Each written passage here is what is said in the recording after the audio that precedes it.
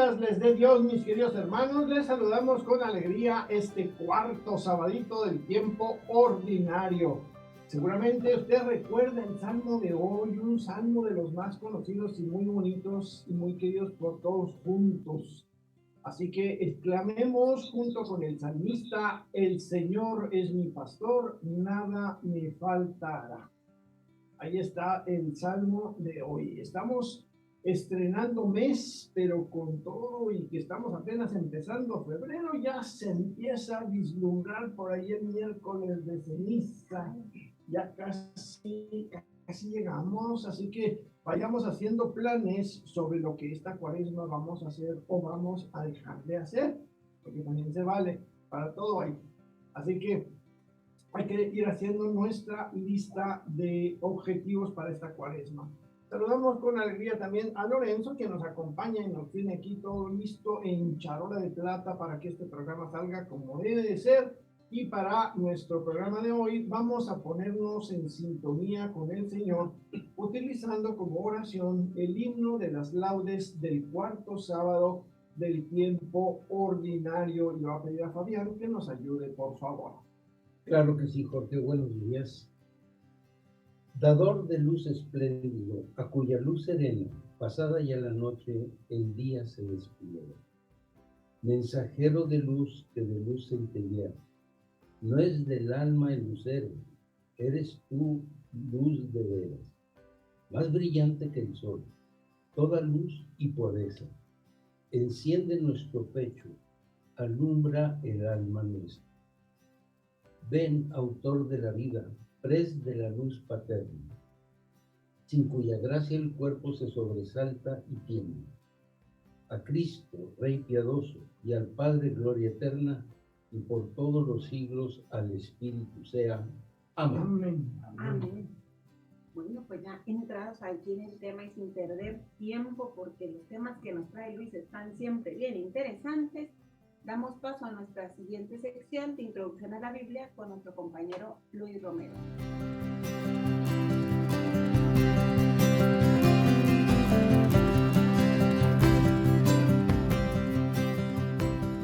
Ese, mi querido hermano, buenos días, es el título de este episodio del día de hoy. El capítulo, entonces, un nuevo comienzo que se nos abre constante conforme vamos leyendo este documento. O sea, no todo está perdido. Es más, nada está perdido. Hay salvación. Hay una vida diferente por delante y mucho más. Dice Romanos 5:15. La gracia de Dios hizo más que reparar la caída del hombre. Porque donde abundó el pecado, sobreabundó la gracia. Eso lo dice en Romanos 5:20. Fíjese, la gracia de Dios hizo más que reparar la caída del hombre, y donde abundó el pecado, sobreabundó la gracia. Por si usted se sentía muy pecador, pues le abundó la gracia, le sobreabundó la gracia. En chanza todavía. A ese vuelo. ¿Qué te parece esto, mi querido hermano, para iniciar el día, para iniciar este fin de semana de puentecito? Sí. Largo. Con esto pintas tu raya en la vida, porque Dios siempre propone y te propone un horizonte diferente, lleno de novedades, totalmente distinto a lo que se ha vivido. Se me figura así como, imaginemos, como un lienzo enmarcado ante un artista, ¿no? Y ahí lo tiene el lienzo para que pueda iniciar ahí su obra de arte, pintor, y esa pintura que va a hacer es distinta a las demás que ha hecho y a los de otros pintores.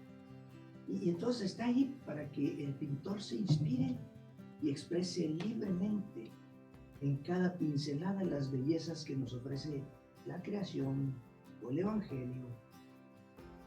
Una nueva expresión del alma que se plasma en el arte de reiniciar tu vida. ¿Cómo? Como una nueva criatura, en donde el artista divino, ahora el Espíritu Santo, Él es el que va definiendo en cada trazo de amor, dentro de un alma que le ama y que se deja transformar. Y entonces para ello empieza por limpiarla hasta convertirla así como en un paño purificado, renovado, listo para renacer, limpiecito, completamente en blanco, pues, en el color blanco de la fe. Romanos 5, 1, 2 dice, por la fe, pues, conseguimos esta santidad y estamos en paz con Dios gracias a Cristo Jesús, nuestro Señor. Gracias a Él alcanzamos este favor en el que permanecemos y aún hacemos alarde de esperar nuestra parte de la gloria de Dios. Esa es la fe. Ahí está la clave. La vimos la semana pasada. Es esa respuesta que le damos a Dios ante circunstancias de la vida. Un encuentro con Él. Hay adversidades, agradecimientos, plenitud, escasez, abundancia en la vida. Sí, ¿le crees o no le crees a Dios? Eso es lo que hay. A lo que te dice Dios en su palabra, a lo que te enseña la iglesia, porque la iglesia es madre y es pedagoga, qué sé yo. Todo esto lo vimos, pues. Fíjese, Luis María Martínez, en su libro El Espíritu Santo, nos dice, nuestra devoción al Espíritu Santo debe fundarse en la fe, que es la base de la vida cristiana, la que realiza nuestra primera comunicación con Dios y la que inicia nuestra intimidad con el Espíritu Santo. Esa es la fe y es como inicia nuestra devoción. Y recordemos, mis queridos hermanos, que el Espíritu Santo es quien nos lleva a reconocernos como pecadores sin hacernos daño y luego nos lleva a darnos cuenta que solamente Jesús nos puede salvar y limpiar de toda esa miseria en la que hemos caído. Y que Jesús, siendo tu Salvador personal, es quien te lleva al Padre. De modo pues que ahí está la fe, mi querido oyente. Ahí está la fe, mi querida oyente. Esta preciosa virtud teologal que tiene la capacidad, igual que las otras dos virtudes teologales, de entrar en la intimidad con Dios. Y ahí andan esas trillizas, siempre andan juntas, son muy unidas. Pero bueno, sigamos, pues regresemos acá a nuestro cuadro que estamos a punto de iniciar en nuestra imaginación.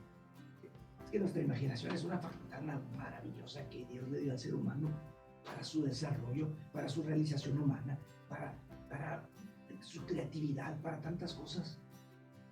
Santa Teresa no estaría muy de acuerdo contigo, ¿no? Bueno, si la dejas que huele a lo loco es otra Por cosa. la loca de la casa. Loca de la Esa casa. loca de la casa que a veces no nos deja. Sí.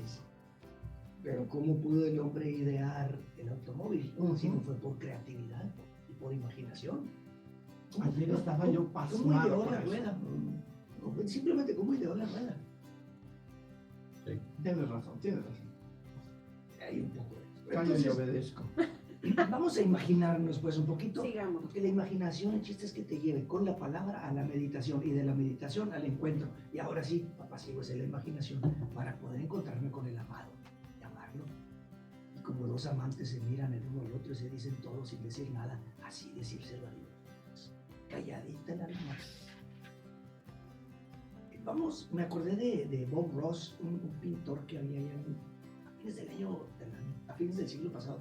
Yo creo que murió en los 90, quizás en el año 2000, 2005, por ahí murió más o menos, o en los 90 quizás. Más o menos. Salí en el canal 13, no sé si, no, pues puedes ver desde aquí, no te tocó esos, pero era, puedes ver en sus videos, tomaba un lienzo en blanco ahí y empezaba su programa, y te empezaba a platicar, iba pintando, entonces lo pintaba todo de blanco.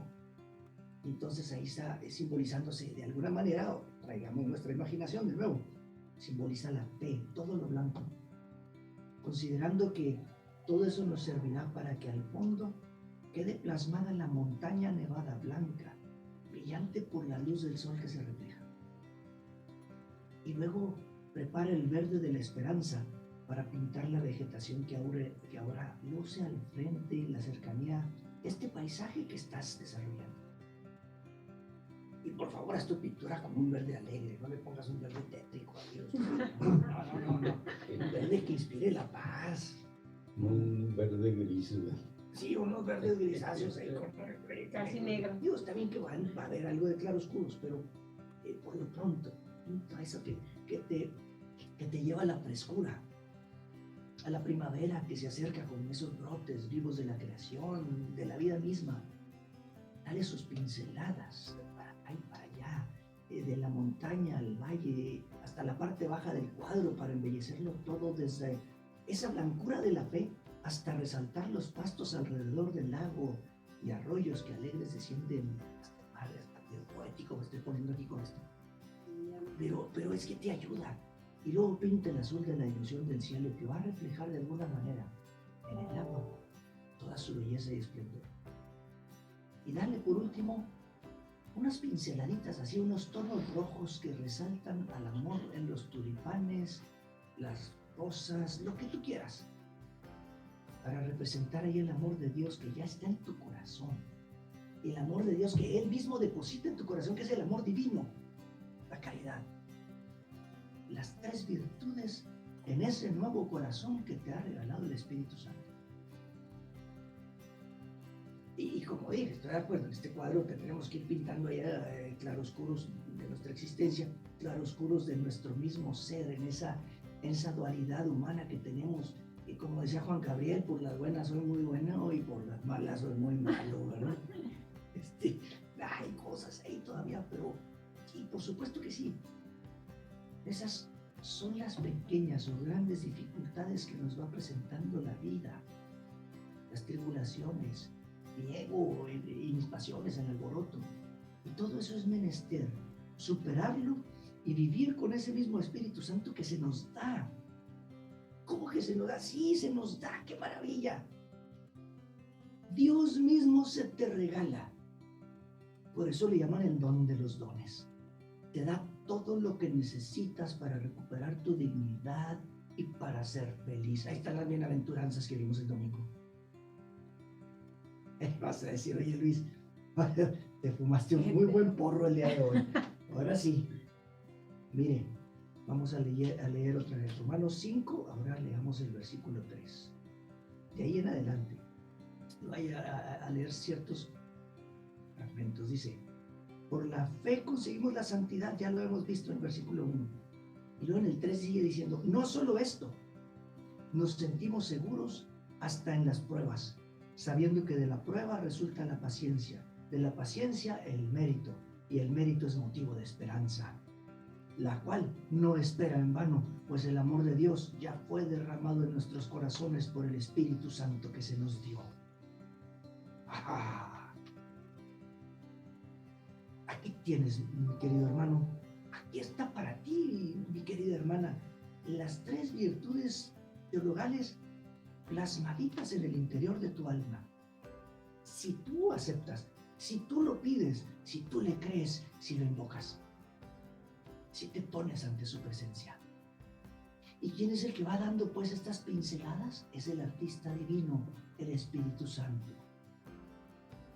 Dime tú si no es esto un mar de bondad inmerecida. Esto es lo que significa la palabra gracia en el griego original. Bondad inmerecida. Joder, de veras que estuvo bueno el porro que me echaste. Sí, vaya que sí. Y no nos dio. Y ya llevo 2. O nos 3.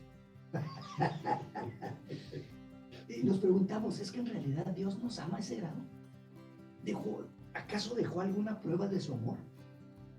Romanos 5 del 8 al 10, le dejo fragmentos. Por razón, por él nos salvaremos. Y si fuimos reconciliados con Dios por la muerte de su Hijo, por mucha mayor razón ahora, reconciliados, su vida nos salvará. ¿Para qué está tremendo? Está tremendo esto. Se pone la cosa verdaderamente espiritual, incluso emocionalmente, por la cosa que arde y que verdad. Allí está el amor de Dios. Con esto le agregamos a nuestra pintura unas cuantas chispitas de color púrpura de la sangre del amor de Cristo en la cruz, que Él nos dejó en prenda de su amor como lo hacen los amantes, con un pedazo de prensa, con un collar, como símbolo de unión. Es decir, eres amado, eres santificado, reconciliado, y su vida te salvará. está fuerte del amor y la esperanza. En ese fondo blanco de la fe, solo falta que tú le creas.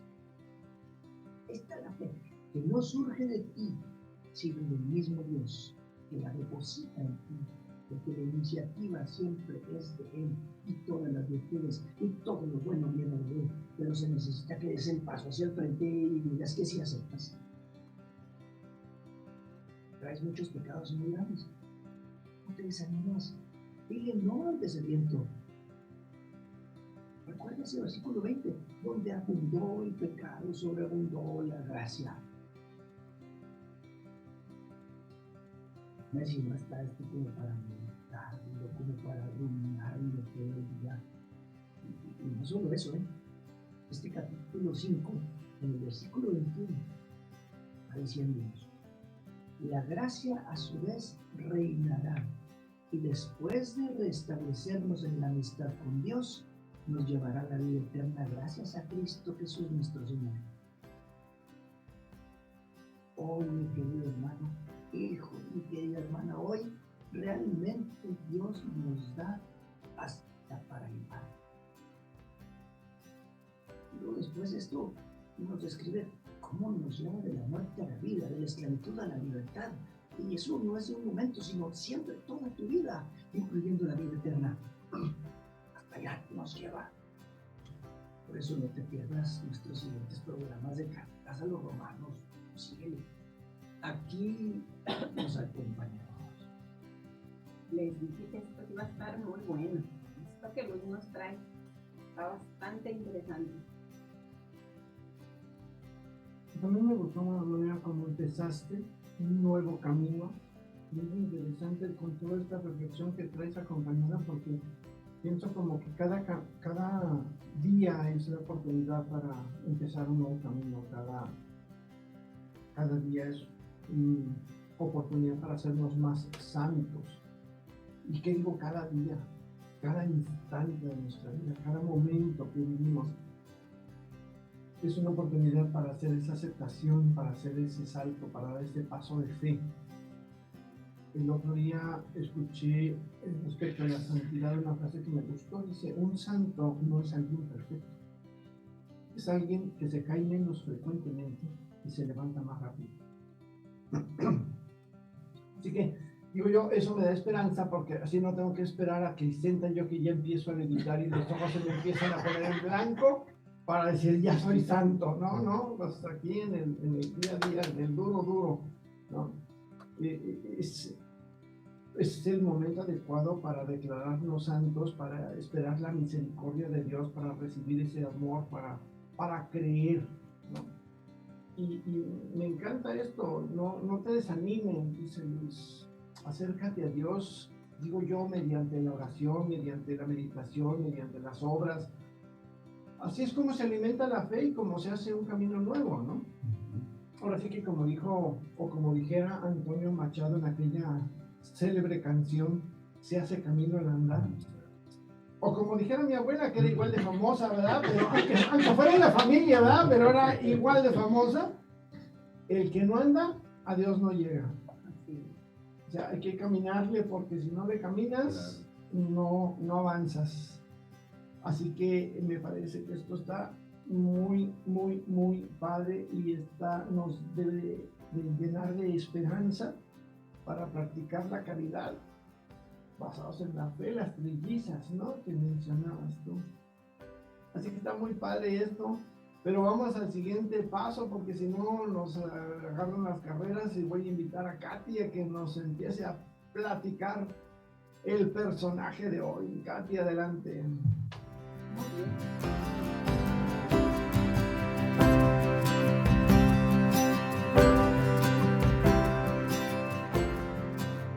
Seguimos en este programa, que ahorita así nada más para que no se me pase el comentario respecto a lo que nos comentó Luis.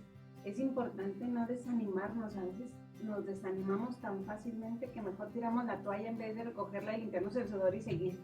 Mejor la dejamos tirada. Decía Jorge, es un momento bastante, ya casi estamos por entrar a lo que es Cuaresma, y es un momento muy importante para reflexionar todo lo que nos comentó Luis.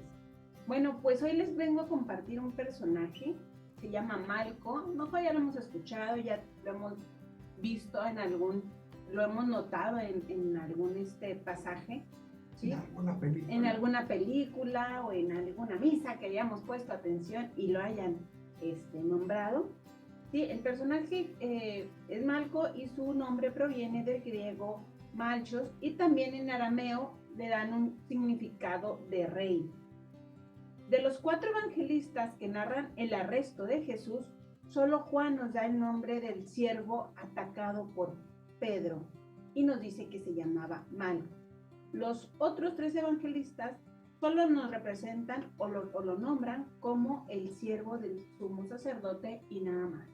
¿Sí? Así que vamos a quedarnos pues con el nombre que nos proporciona y nos da Juan. Malco era un siervo del sumo sacerdote Caifás y es mencionado en Juan 18:10. Nos dice que su oreja derecha fue cortada por Simón Pedro en el momento del arresto de Jesús en el Getsemaní. O sea, sí que fue víctima de Pedro, del enojo. Estaba muy enojado. Se pusieron de a peso los cocolazos ahí. Sí, imagínense nada más cómo estuvo. Sigamos con la imaginación, estuvo bastante dura la pelea. En la Biblia nos dice que la noche en que fue traicionado Jesús fue al Getsemaní con sus discípulos para orar al Padre. Y ahí mismo en el jardín llegaron los hombres a los que se les había encomendado esa gran responsabilidad de capturar al Señor. Estos hombres eran guardias del templo que estaban al servicio del sumo sacerdote Caifás. Con ellos también había algunos legionarios romanos. Malco no pertenecía a ninguno de estos 2 grupos. Malco, de cierta manera, tenía un rango superior a estos grupos, pues era un sirviente personal de Caifás. Todos ellos estaban dirigidos por Judas Iscariote, el discípulo traidor que se encargó de identificar a Jesús, o sea, el soplón. Bien. De acuerdo con lo narrado en los evangelios, Malco estaba entre los primeros hombres que llegaron en el momento de la captura del Señor. Los oficiales que formaban la guardia del templo estaban armados y nos dicen algunos datos y algunos estudiosos que fueron bastante agresivos en ese momento. Y literal, como dice el dicho, llegaron con la espada desenvainada. Cuando los hombres fueron a capturar a Jesús y se acercaron a él, Pedro reaccionó de forma airada, sacó su espada y le cortó la oreja derecha a Malco. Todo el contexto parece sugerir que Malco también estaba armado en esa ocasión. Perdón, la espada que utilizó Pedro era sin duda una de las 2 espadas que llevaban los discípulos aquella noche. Aunque este episodio se recoge en los 4 evangelios, solo Juan, les comentaba, pues identifica que Pedro es quien le corta la oreja a Malco. Después de cortarle la oreja a Malco, Pedro fue inmediatamente reprendido por Jesús y les advirtió que todo el que tome la espada morirá a espada. Nos advirtió. Así que si nos cae el saco, nos lo pongamos. Dijo que si alguien tuviera que defenderlo, habría rogado al Padre, el cual habría enviado más de 12 legiones de ángeles. En otras palabras, le dijo que él solito podía defenderse tranquilamente, que no se metiera prácticamente, así muy sutil. Como que no necesitaba vejigas para nada. Más o menos así como que, para que entiendas bien. También dejó muy claro que la voluntad del Padre era que él sufriera, que era necesario que Cristo muriera como el Cordero aprobado por Dios para la reconciliación del hombre con Dios por medio del perdón de los pecados. Muchas personas tenemos la curiosidad, o nos ha surgido la curiosidad de saber qué sucedió en la vida de Malco después de haber sido sanado por el Señor. ¿Cambió esto la forma de vivir del siervo? ¿Se arrepintió y se convirtió a Cristo? Personalmente creo que Malco, después de sentir la mano del Señor en su rostro, imagínense esa escena, seguimos con la imaginación, y ver cómo lo sanó, aún siendo uno de los que iban en su contra, creyó de manera inmediata en el Señor y Jesús como verdadero Cristo, el único que quita el pecado del mundo. Eso es lo que yo creo, la verdad. Cristo mostró nada más que amor y compasión a alguien que le estaba haciendo un gran daño. Malco era uno de los grandes enemigos de Jesús. Y lo más triste es que todo su odio, su coraje, fue por oídas, pues ni siquiera lo conocía. Porque eso debe quedar claro. Físicamente no lo conocían, por eso tuvieron que comprar a Judas para que les dijera quién era. O sea, no lo conocían, nomás sabían todo lo que Jesús estaba haciendo y pues le agarraron corajito. ¿Cuántas veces nos ha pasado a nosotros esto? Ay, no, nunca. Nomás por el puro chisme, ¿no? Exacto. Hacer bola. Que aquel y Que aquel dijo, que aquel está haciendo, todos contra él. Así le pasó a Malco. Malco no tenía nada en contra porque le haya hecho algo personal, vamos a ponerle.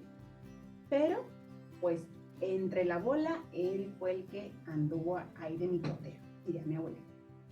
Jesús hubiera fingido demencia o haberse hecho de la vista gorda ante la conducta impetuosa de Pedro, pero Jesús actuó diferente. No conforme de reprender a su apóstol, también sanó a Malco. Así que podemos hacernos una pregunta. Si Jesús no abandonó a Malco siendo su enemigo y iba directamente así con ese afán de capturarlo, ¿te abandonaría a ti o a mí, que pues nos podemos declarar que no somos enemigos de Jesús? A veces. Bueno. No, pero oye, pero tan declarados como Malco no somos. Algunos, bueno, ok, perfecto. Correcto. Exacto. Entonces, imagínense qué puede hacer Jesús por nosotros. Muchas veces podemos estar como Malco, dejarnos llevar por lo que nos han dicho de Jesús y lo rechazamos. Y rechazamos todo lo bueno que Él nos quiere dar. La confusión y tensión de nuestra vida no deja que percibamos a este Jesús que nos ama, que solo quiere darnos cosas buenas. Quizás hay momentos de nuestra vida que alguna espada nos hiere, tensiones constantes, angustias, tristezas, bueno, un sinfín de cosas que nos pasan. Y que esto pues nos hace difícil ver con claridad la mano de Dios en nuestras vidas. Como dato curioso nos dice que Malco no tenía fe. Tal vez ni sabía qué era la fe. Malco tampoco conocía la verdadera identidad de Jesús. Malco no pidió el milagro y sin embargo recibió uno directamente de Jesús. Y como último dato, Malco fue el último en recibir un milagro antes de la crucifixión de Jesús. Así que este personaje pues nos deja, aparte de estar abierto, de no dejarnos ahora sí que guiar por las habladurías, sí, estar atento a lo que el Señor, aunque nos creamos pecadores inmerecidos de algún milagro, tener esa fe que nos decía Luis ahorita, trabajarla, no sentirnos que porque somos pecadores no nos merecemos que Jesús, que Dios esté con nosotros. Muy interesante esto, y me dejaste pensando sobre esto, cómo es que Malco no pidió nada, sin embargo el milagro se realiza en él por la acción de Jesús, acción del Señor. Y me quedo pensando y en realidad digo, bueno, la fe que es madura no se debe de desviar, porque a veces somos buenos en la fe para pedir milagros, no. La fe madura es creerle a Jesús y es no buscar los milagros del Señor, sino es empezar a buscar al Señor de los milagros. Ahí empieza la plenitud de la fe. Y saber que no necesitamos pedir. Él sabe Él sabe lo que necesitamos y lo que nos va a dar. y cómo lo va a hacer y en qué cómo momento lo va a lo hacer. va a hacer. Exacto. Pero mis queridos hermanos, no se me vayan, vamos a unos pequeños mensajes breves y regresamos en unos minutos.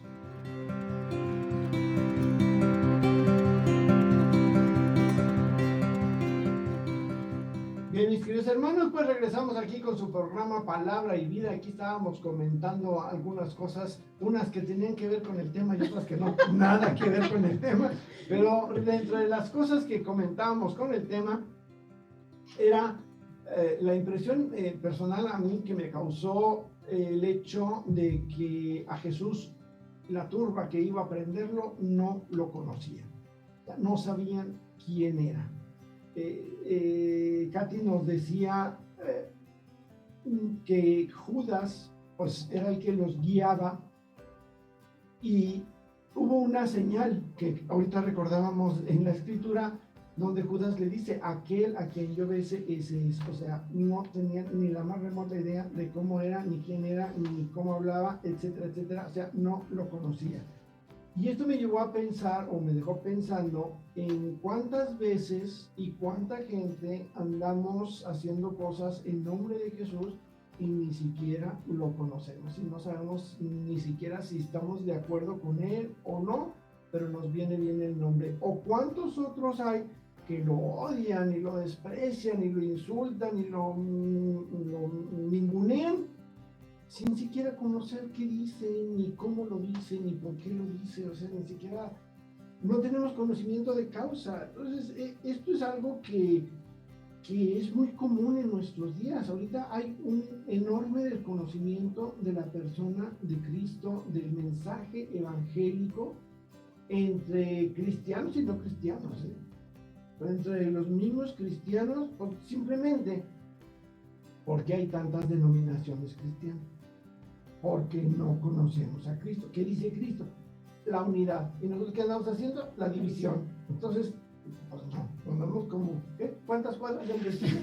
3 cuadras del destino y en sentido contrario. En cuanto a lo que estamos haciendo, no nos cuadra ni la fecha. Vamos, para empezar pronto. Entonces, a mí se me hace que eso es algo que debemos de tener muy en cuenta, y a mí en lo personal es lo que me deja marco. Volvemos a un punto que hemos repetido infinidad de veces: el estudio, el aprendizaje, la meditación, el acercamiento, tantas cosas que Luis nos recuerda con cada una de sus exposiciones, de sus mensajes.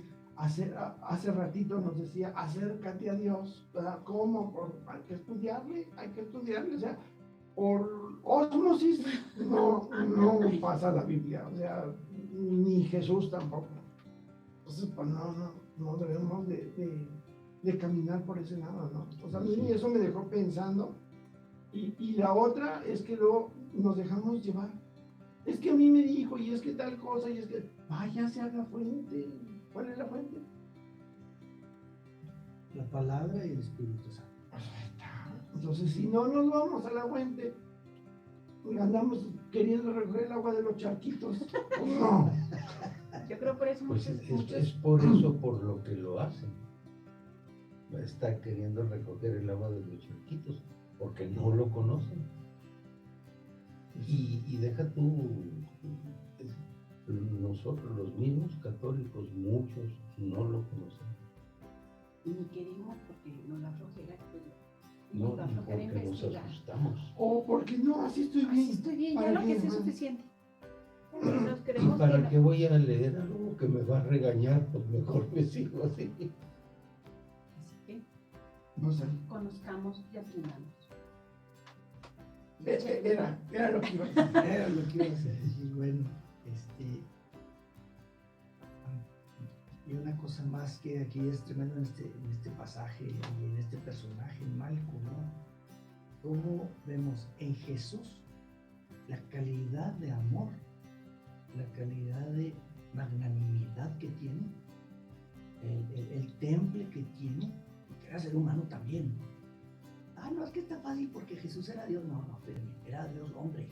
Era el Hijo único de Dios, sí, pero era ser humano. Y las emociones no estaban ajenas a él. También sentía y tenía corazón. Claro. Y claro que tiene la presión encima de tener a los guardias ahí que vienen a apresarlo. Ya sabe que vienen. Y ya había dado sangre.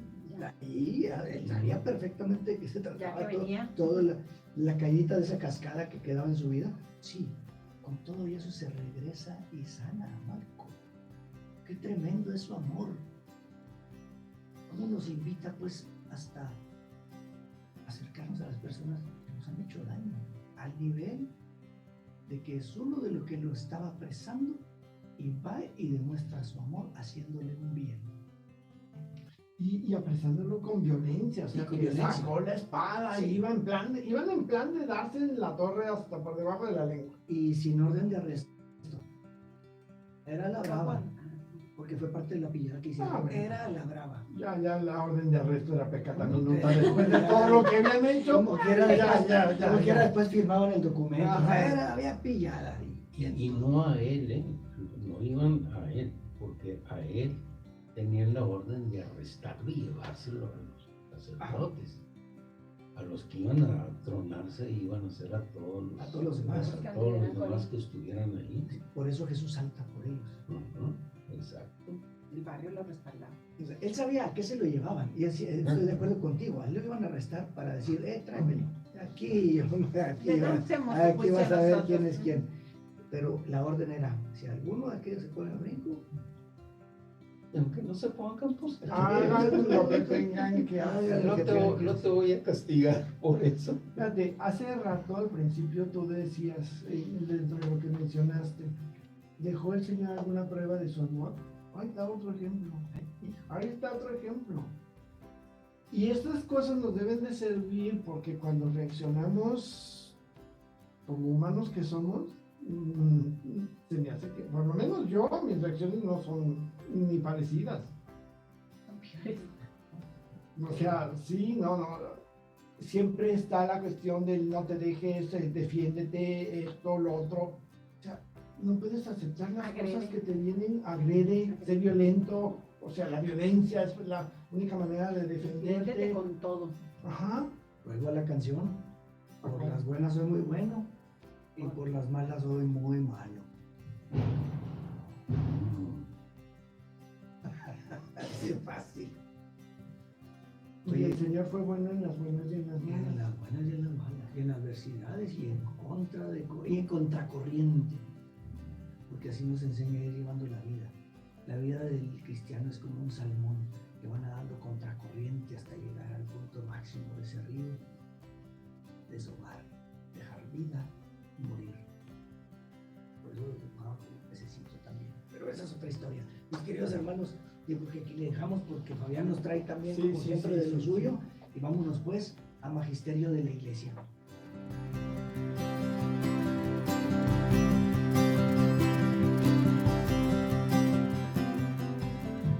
Nuevamente, buenos días amigos. Hoy traemos un nuevo tema muy interesante y que tiene mucho que ver con lo que hemos platicado el día de hoy.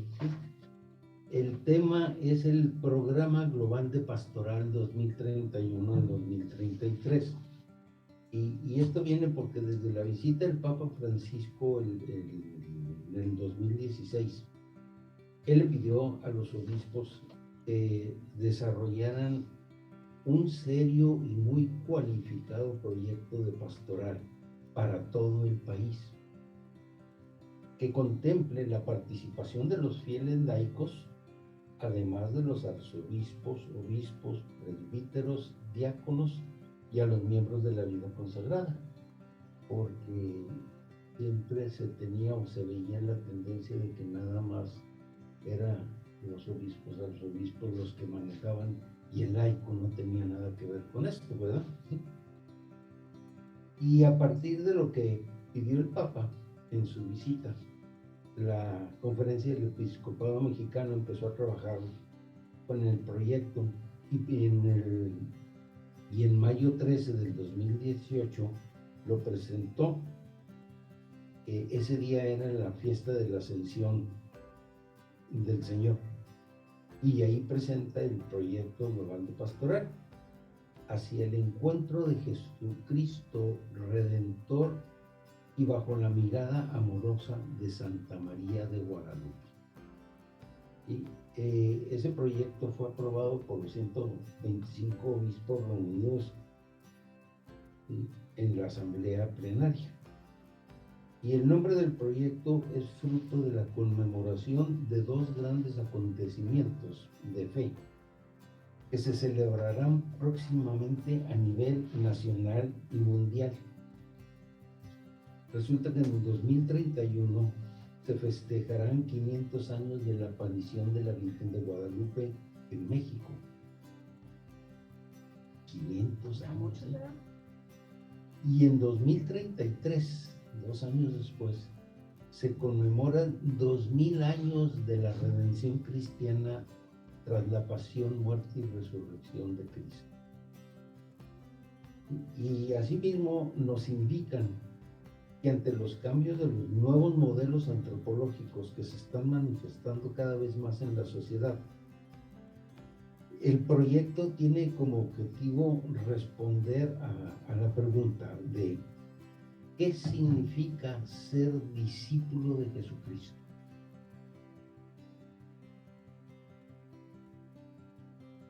Interesante la pregunta. ¿Eh? Más interesante va a estar la respuesta. Digo yo. ¿Qué significa ser discípulo de Jesucristo en México después del acontecimiento guadalupano y la redención cristiana? Y así se desea en el proyecto global de pastoral, También conocido como PGP. PGP. ¿Sí? Se busca hacer una iglesia que anuncia y construye la dignidad humana, que se comprometa con la paz y las causas sociales en nuestro país, renovando nuestra acción misionera y evangelizadora para ser testigos compasivos de la misericordia de Dios. Y por eso está de nosotros como laicos tenemos que participar, porque somos misioneros, ¿no? Tenemos que ser misioneros. Deberíamos de ser misioneros y evangelizadores. Claro. Porque así lo manda la ordenanza. Y por otra parte, el proyecto global de pastoral se propone una forma eficaz de hacer operativas las estructuras y las instancias eclesiales, porque busca ser una expresión de la unidad y la colegialidad entre nosotros. Explican los obispos que destacando que desean vibrar siempre en estos dos principios teológicos que lo han animado, la cooperación y la comunión. Ya nada de que yo ando por acá y tú andas por allá. Tenemos que estar unidos.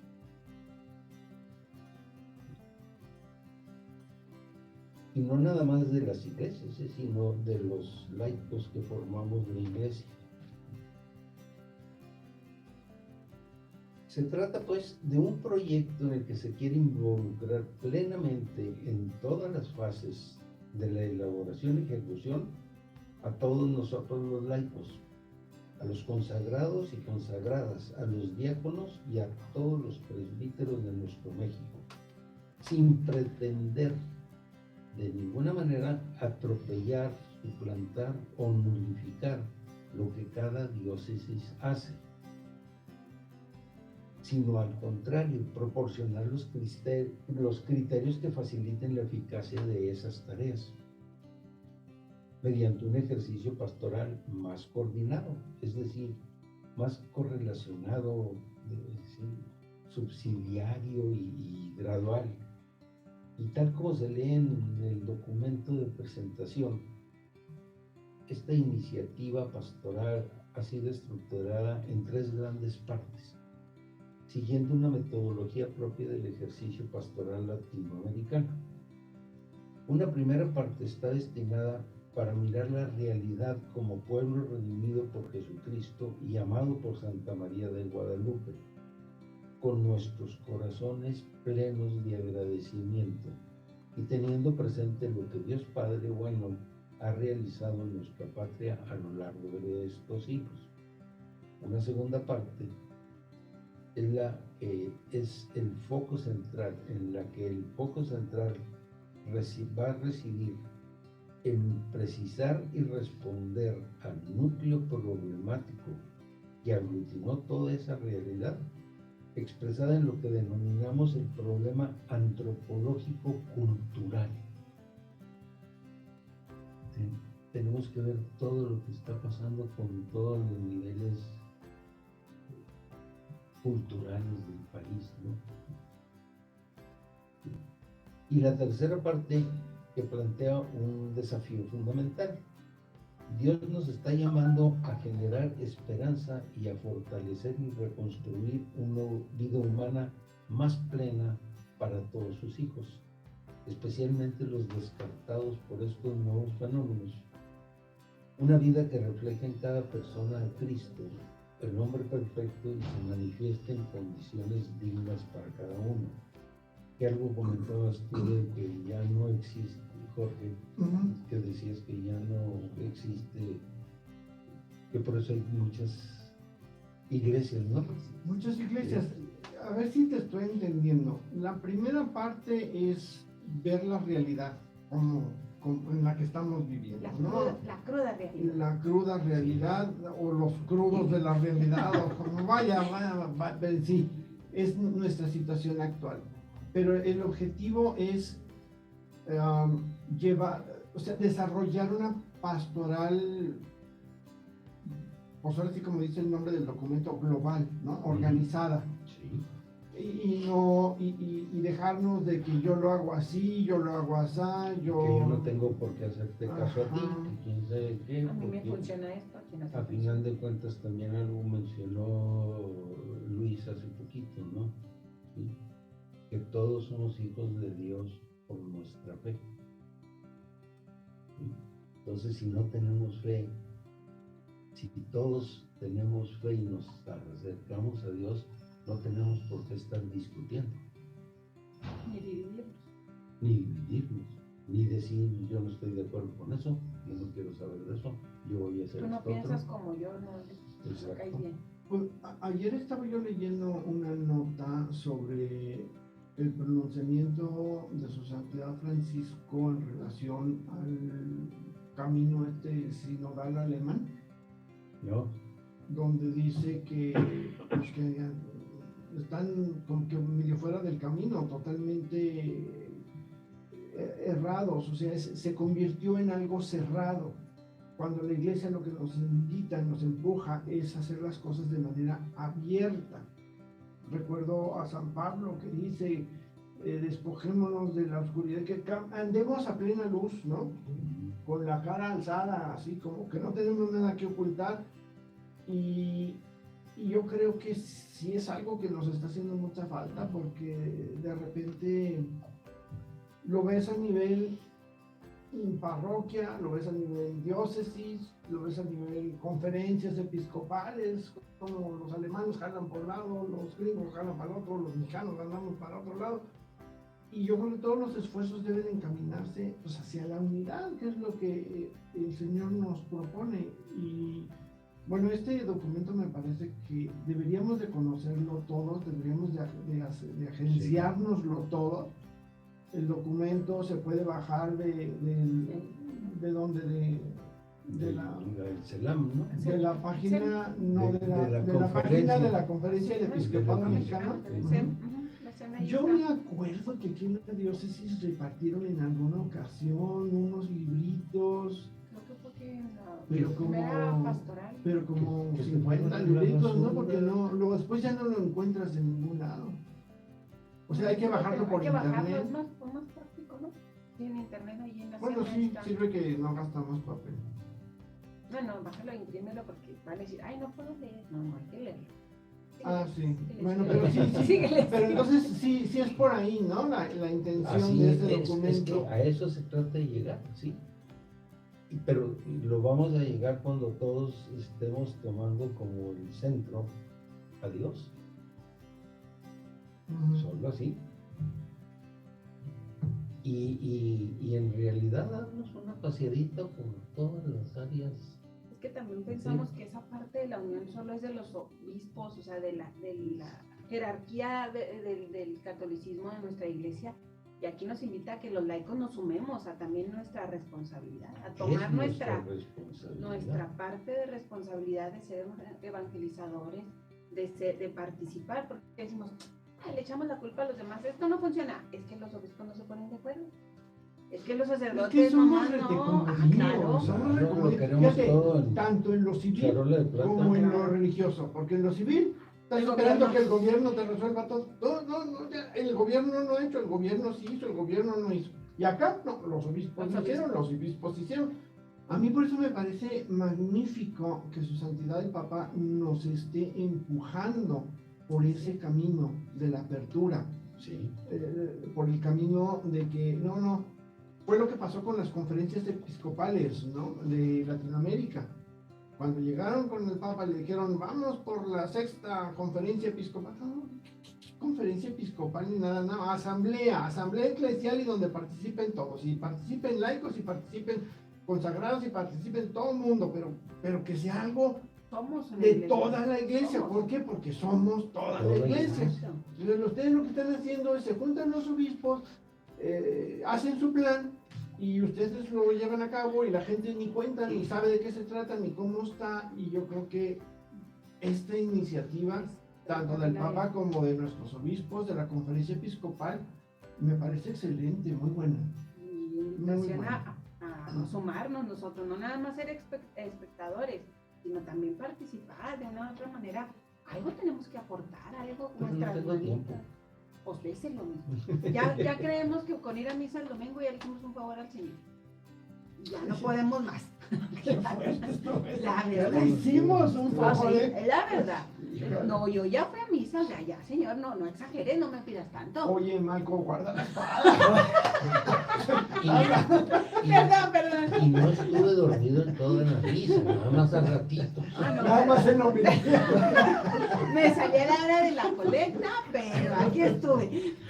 Perdón. No, en la hora perdón. de colecta No me sale. Ay, el niño se quiere ir al baño y se sale. como que la Virgen me habla, ¿no? Exacto. Bueno, pues y en relación a este último punto, el tercer punto, los obispos señalan que se trata de una tarea que exige un profundo proceso de conversión. Volvemos a que tenemos que compromiso. estar estudiando. ¿Quieres ser católico? Ponte a trabajar. Y que ellos, como pastores de la iglesia, son los primeros que deben dar el ejemplo. Pero eso ya es cuestión entre ellos y el Señor. El que No, dé, el que no. pero fíjate cómo son ellos los que están diciendo eso. Que ellos son los primeros que tienen que poner el ejemplo. Sí, pero que no lo vayamos a agarrar de excusa de decir, no, como Ellos no no. lo está poniendo el ejemplo, Yo pues entonces tampoco. yo tampoco, ¿no? Sí, exacto. Estos son los primeros, pero Más- ustedes son los segundos. más Si el bien- primero no hace caso, el segundo para eso está. Más bien nosotros Tampoco, tenemos que claro, ser, claro. más bien nosotros tenemos que ser las agujas para estarles picando. Oye, no, tenemos que hacer esto. Tienes que hacernos esto, tienes que ayudarnos en esto. Hay que trabajar Hay que todos caminar, juntos vamos caminando. para que no sea... Mira, me hiciste volverme a acordar de mi abuela, que decía, piquen adelante que atrás vienen picando. Órale, Pues sí, a caminar. pues así sería, ¿no? Caminando. Bueno, en resumen, amigos, el plan hace un llamado tanto a nivel personal como a nivel parroquial para revivir el espíritu compartiendo el evangelio a través de las palabras y las acciones para facilitar un reencuentro con Jesús resucitado.